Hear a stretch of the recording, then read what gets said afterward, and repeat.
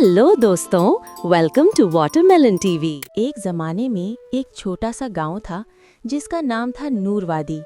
यहाँ के लोग बहुत खुश रहते थे, लेकिन एक मसला था। हर रात आसमान पर चांद बहुत धुंधला, उदास और बुझा हुआ दिखाई देता था।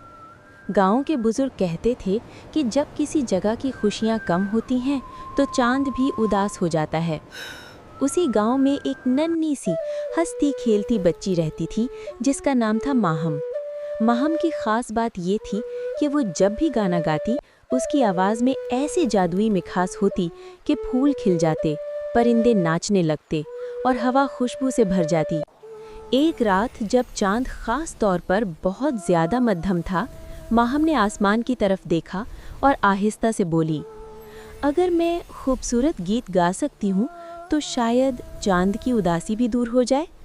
वो घर की छत पर चढ़ी, आंखें बंद की और एक ऐसा प्यारा दिलकश गीत गाना शुरू किया कि पूरी वादी जैसे जगमगाने लगी। आसमान में बादल एक तरफ को खिसक गए, सितारे करीब आकर टिमटिमाने लगे।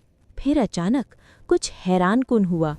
चांद ने रोशनी से बना हुआ एक छोटा सा दरवाज़ा खोला और उसमें से चांद की परी बाहर आई।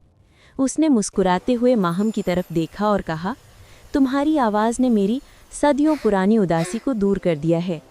मैं तुम्हें एक तोहफा देना चाहती हूँ। फिर परी ने एक चमकती हुई चांदी की घंटी माहम के हाथ में रखी और कहा, जब भी ये घंटी बजेगी तुम जहाँ भी खड़ी होगी वहाँ उम्मीद, खुशी और रोशनी फैल जाएगी।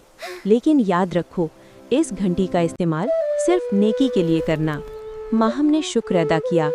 दूसरे ही दिन गांव में पहली मर्तबा चांद पूरी रोशनी के साथ चमका। लोग हैरान थे कि ये कैसे हुआ। रफ्ता रफ्ता माहम घंटी की आवाज़ से बीमारों को खुशी देने लगी, उदास दिलों को हंसाने लगी और नूरवादी पहले से भी ज़्यादा खूबसूरत बन गई। चांद की परी ने आखिरी बार आसमान से आवाज़ दी, एक अच्छे दिल वाला इंसान सबसे बड़ा जादूगर होता है।